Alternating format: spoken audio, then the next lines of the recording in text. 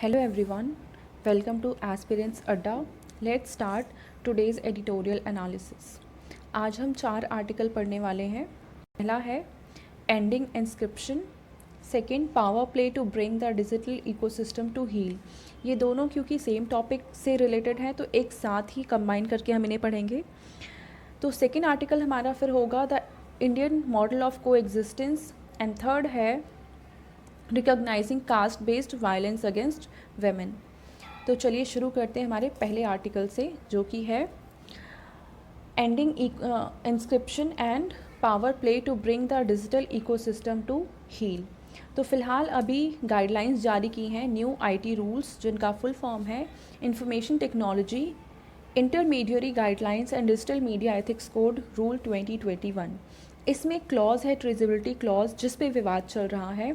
इस क्लॉज के तहत ये प्रोविज़न है कि जो भी ये मीडिया प्लेटफॉर्म्स हैं इनके प्लेटफॉर्म पे जो कोई मैसेज सर्कुलेट हो रहा है तो ऐसे में कुछ मैसेजेस के सर्कुलेशन को ये देखते हुए कि हो सकता है कि ये कंटेंट इलिसाइट है तो अथॉरिटी जो है वो ऑर्डर दे सकती है कि इसको ट्रेस किया जाए कि इसका ओरिजिनेटर कौन है, मतलब ये मैसेज शुरू कहाँ से हुआ था.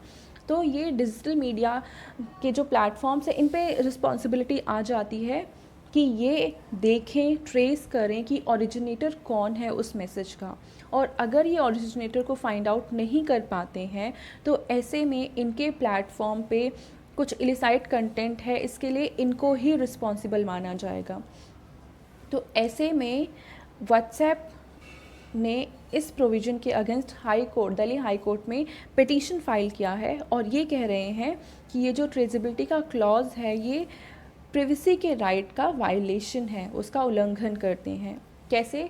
अब देखिए व्हाट्सएप वगैरह पे जो मैसेजेस होते हैं वो एंड टू एंड इनक्रिप्टेड होते हैं. इसका मतलब जो मैसेज को सेंड कर रहा है और जो मैसेज को रिसीव कर रहा है सिर्फ वही पढ़ सकता है कि ये मैसेज क्या है.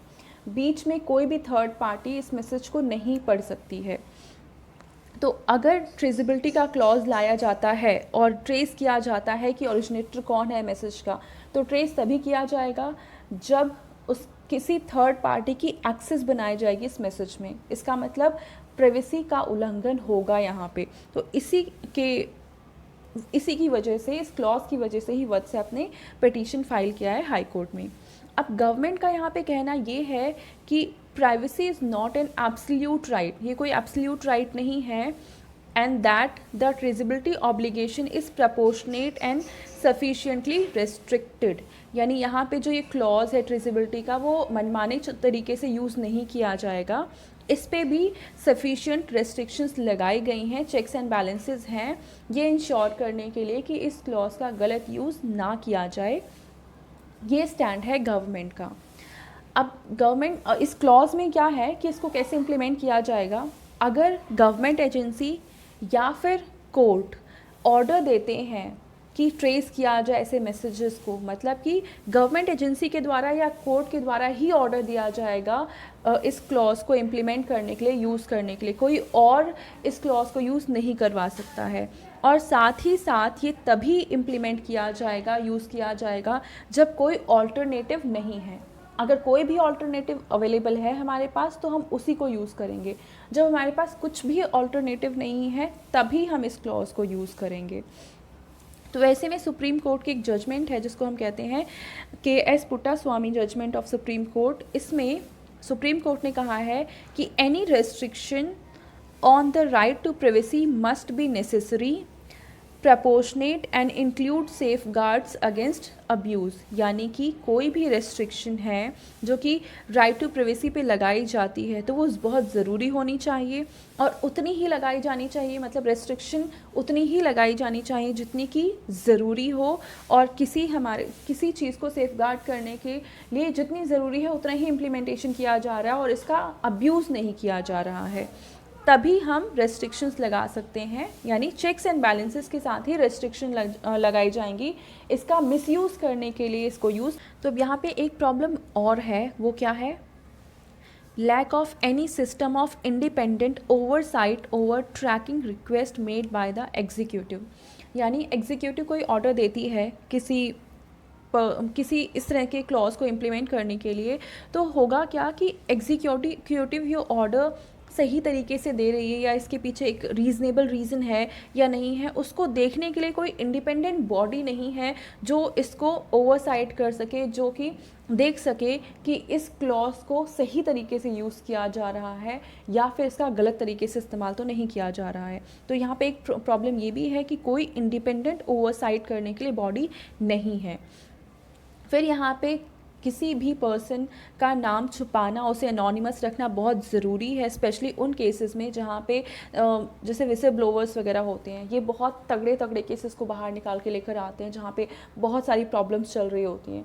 तो ऐसे में अगर इस ट्रेसेबिलिटी क्लॉज का यूज़ करते हुए उनके नाम को पहचान लिया जाएगा अगर एजेंसी के द्वारा या गवर्नमेंट के द्वारा, क्योंकि विसल ब्लोवर्स वगैरह गवर्नमेंट के अगेंस्ट भी तो हो सकता है कि उनके गवर्नमेंट सिस्टम में ही कुछ ऐसी कमियां चल रही हैं जिसको उजागर किया गया इनके द्वारा, विसल ब्लोअर के द्वारा, और गवर्नमेंट ने ही उनके अगेंस्ट इस प्रोविज़न का यूज़ करते हुए उनके नाम जाने और फिर इनके अगेंस्ट कुछ एक्शंस लिए जाने लग गए, तो इसका बहुत गलत यूज़ किया जाएगा।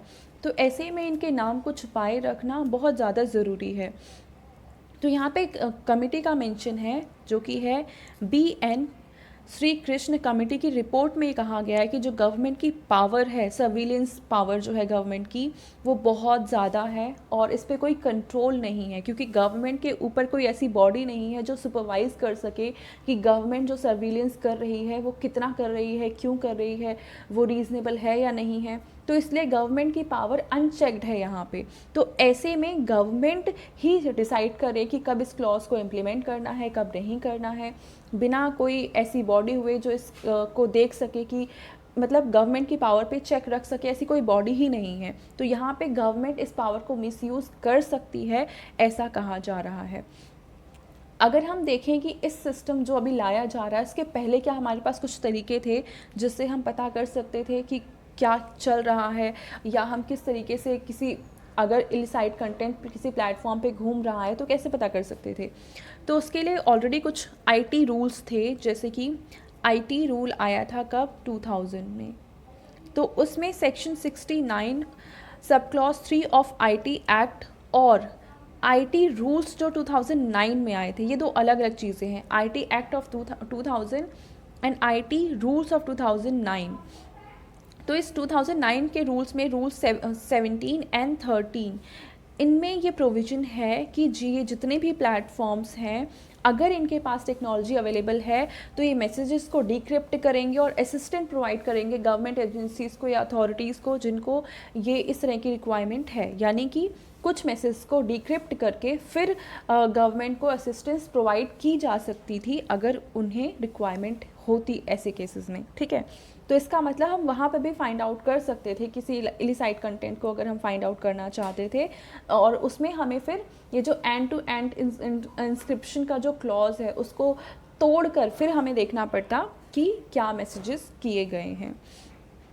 इसके अलावा एक और भी कह रखा है, राइटर का कहना ये है कि ये जो नोटिफिकेशन जारी किया गया है, ये रूल्स निकाले गए हैं, इसको पहले अच्छे से कंसल्ट करना चाहिए था और उसके बाद ही नोटिफिकेशन जारी करनी चाहिए थी। तो कंसल्टेशन प्रोसेस से इस रूल्स में जो खामियां हैं, जो कमियां हैं, वो सारी दूर की जा सकती थी। तो इसलिए राइटर कह रहे हैं कि अगर इसको कंसल्ट कर लिया जाता, फिर नोटिफाई किया जाता, तो ये ज़्यादा ज़रूरी था और ऐसा किया जाना चाहिए था। अब यहाँ पे देखिए, जो ये रूल्स इम्प्लीमेंट किए गए हैं वो एक एग्जीक्यूटिव ऑर्डर के द्वारा इम्प्लीमेंट किए गए हैं, मिनिस्ट्री के द्वारा इम्प्लीमेंट किए गए हैं, ठीक है। लेकिन किसी भी डेमोक्रेटिक कंट्री में रूल किस तरीके से बनाए जाएंगे उसके लिए एक प्रोविज़न होता है जिसको हम लेजिस्लेटिव प्रोसेस कहेंगे। उसके थ्रू इन रूल्स को लाना चाहिए था, बिल पास करवाना चाहिए था, बिल लाना चाहिए जिससे कि सेफगार्ड किया जा सके सिटीजन्स के इंटरेस्ट को, बजाय इसके कि हम अलग अलग रूल्स निकालते रहें अलग अलग समय में। तो अब ये था हमारा पूरा ये क्लॉज जो कि रूल्स आए हैं IT रूल्स, उसके रिगार्डिंग उसमें क्या खामियां हैं, क्या उसमें किया जाना चाहिए, ये राइटर ने बताया। अब यहाँ पे हम दूसरा आर्टिकल देखते हैं जो कि है द इंडियन मॉडल ऑफ को एग्जिस्टेंस। अब इसमें क्या कहा गया है कि इसराइल और पैलेस्टाइन का जो इशू है उसकी पहले हम समरी देखते हैं जो इन्होंने समझा रखा है कि 1946 में ये पूरा जो ग्रीन एरिया है वो पैलेस्टाइन था, और इसमें जो वाइट कलर का कुछ ये पोर्शन नज़र आ रहा है ये ऐसा सेटलमेंट था ज्यूज़ का, जो यहाँ पे मतलब ज्यूज़ अलग अलग एरिया से आके यहाँ पे सेटल हो गए थे। फिर यहाँ पे ज्यूज़ और अरब दोनों का लैंड ये कॉमन था, तो ऐसे में कॉन्फ्लिक्ट हुआ, और यहाँ पे उस समय ब्रिटिश का रूल था। तो ब्रिटिश जब यहाँ से जाने लग जाएंगे तो इस केस को यूएन में लेकर जाया जाएगा, और 1947 में यूएन इस पूरे पैलेस्टाइन रीजन को तो 2 पार्ट्स में डिवाइड कर देगा। एक पार्ट तो ये वाइट वाला पोर्शन नज़र आ रहा है जो कि है इज़राइल, और दूसरा पार्ट ये ग्रीन वाला पोर्शन नज़र आ रहा है जो कि है पैलेस्टाइन। ठीक है, ये वाइट वाला है इज़राइल और ये वाला है पैलेस्टाइन। बट जब ये जजमेंट पास किया गया यूएन के द्वारा तो इज़राइल ने तो इसको मान लिया, पर जो पैलेस्टाइन है और अरब कंट्रीज़ हैं उन्होंने इसे मानने से इनकार कर दिया, और उनका कहना था कि पूरा एरिया पैलेस्टाइन का है और ज्यूज़ को यहाँ पे रहने का कोई हक नहीं है, उन्हें यहाँ से निकाला जाना चाहिए। इसके बाद ही कुछ अरब कंट्रीज़ ने अटैक कर दिया इसराइल पे 1948 में, और उस अटैक में इसराइल ने बहुत अच्छे से उसको टैकल किया। और हम देखेंगे, देखिए यहाँ पे 1948 में अटैक हुआ और 1967 में 7 डे वॉर हुआ। तो उसके बाद इसराइल ने अपने एरिया को एक्सपैंड कर लिया। जो गाज़ा स्ट्रिप जो पहले इतनी बड़ी थी वो अब इतनी छोटी सी रह गई। वेस्ट बैंक जो इतना ज़्यादा था वो अब कम हो के ये हो गया, इतना एरिया रह गया, मतलब कम हो गया। काफ़ी एरिया इसराइल ने अपने कब्ज़े में ले लिया, अनेक्स कर लिया। और ये जो पोर्शन था जिसका नाम है एकर, उसको तो पूरी तरह से इसराइल ने अपने कब्ज़े में कर लिया।